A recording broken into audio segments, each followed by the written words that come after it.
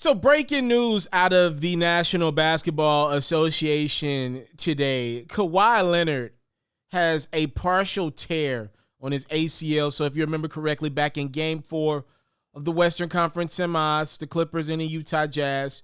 Clippers were close to even in that series, up at 2 games. And Kawhi obviously went down and he did not return in that game. And he was doubtful for Game 5, and he never ended up making a return for the Clippers, who ended up actually getting past Utah and making it to the Western Conference Finals, in which they lost to the Phoenix Suns in 6 games about a week and a half ago.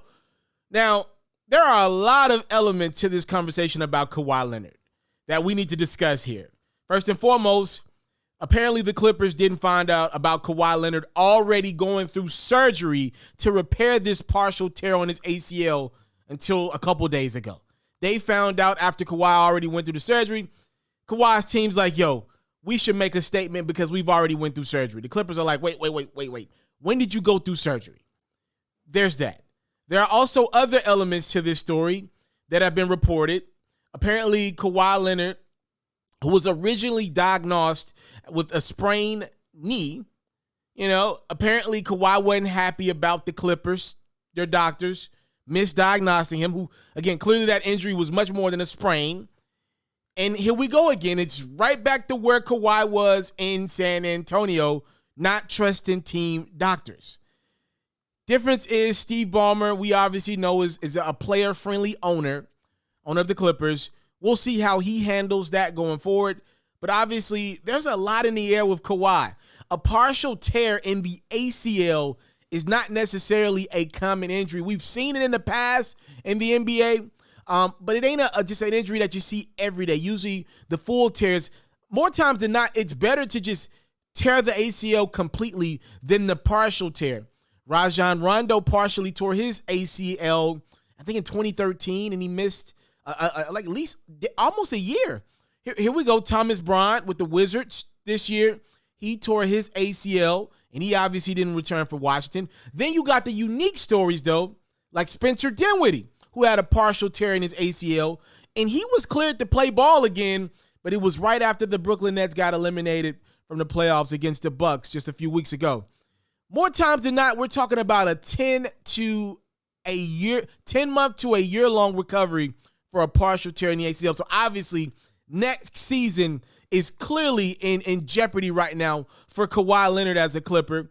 Also, not to mention that we know Kawhi Leonard's one of those guys who's going to make sure he is 100% before he returns to a basketball court. So maybe in some scenarios, you see a guy try to make his return. If he can find a way to get the injury down to maybe 7-8 months. And what does that put us at? We got a few months with all season. Maybe what puts us at right March or April is right before the postseason to make his return for Clipper Nation. With some guys that just really want to get back out there. But we know with Kawhi, he showed us this in San Antonio. He ain't playing until he's 100%, which will likely mean he'll miss the entire next season for the Los Angeles Clippers, which is awful news for a team that has so desperately chased their first championship, just got to their first Western Conference Finals, and now they look back at the last couple of years and think, damn, did we miss our window? Which gets me to my next point. Kawhi Leonard can be a free agent in a couple of weeks. Free agency starts the first week in August, ladies and gentlemen. If Kawhi wants to, he could theoretically opt out of his deal. Now, I'm not going to throw a crap ton of numbers your way because this crap does get confusing. Let's just do this. Let's just use some simple, rounded numbers. Kawhi is essentially making about $35, $36 million with the Clippers. If he opts in, then Kawhi can take that $35, $36 million, and if he wants to re-up with the Clippers, he can get an additional 4 years that would obviously start the following season, so 22-23, and he could take that for about $181 million, all right? Here's the thing. If Kawhi wants the most money, he could theoretically opt out of his deal with the Clippers this offseason and re-up with the Clippers. Now, you're probably asking, what's the difference? It depends on how Kawhi wants to play this thing out. Do the Clippers feel comfortable giving him $250 million if he opts out and wants to re-up for all that money, knowing that you're just going to waste 1 year? Like, it really depends on Kawhi. I have no earthly idea what Kawhi Leonard wants to do with his future. If he chooses to opt out and play free agency game this summer, it's like, yo, this is an incredible player. He averaged 30 points, nearly 8 rebounds, 4 assists in the postseason this year. This dude is one of the 6, 7 best players in the world. But if I'm a team out there, I don't think this is the same as signing Kevin Durant. Like, we obviously knew when the Brooklyn Nets signed KD that he would miss the entire year for Brooklyn, year 1, on that torn Achilles. The Nets had no problems paying KD to rehab, essentially is what happened. Here's the thing. Kawhi's a little different. We now have 2 scenarios in which Kawhi had an agreement with team doctors. If you sign him, he's not a guarantee that he's going to get you to a championship. He's not a guarantee, right? You're not even guaranteed that Kawhi is going to communicate with you properly on the timeline when he returns. What if he's not ready to go the following year? What if he still wants more time to rehab into 2022, 23, which you would think by then he'd be ready to go? I don't know with Kawhi. One thing I've learned, I heard Shannon Sharp say this earlier in the day. One thing we've learned about Kawhi is to never assume with Kawhi. I have no earthly idea what this brother is thinking. He might have already canceled himself out for the following year. Clearly, he knew he wasn't going to play in the Western Conference playoffs anymore, but him and his team opted to not give a statement. Now, some people argue that that was more of a strategic thing to try to keep the Suns out of the know, and it may, tease a return for Kawhi, even though we knew he wasn't going to return, now knowing that he had a partial tear on his ACL. Or some people are just like, yo, Kawhi likes to go at the beat of his own drum, and if he really was not happy with the Clippers' initial diagnostics, he didn't feel comfortable telling them what was really going on with his knee anyway. So, I don't know with Kawhi.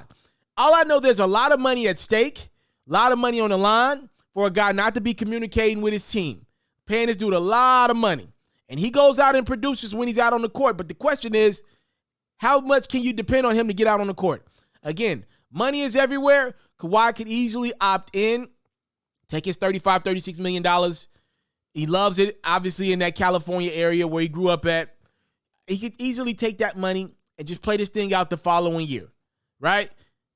Or he could say, yo, I'm going to opt out and re-sign with the Clippers to get paid.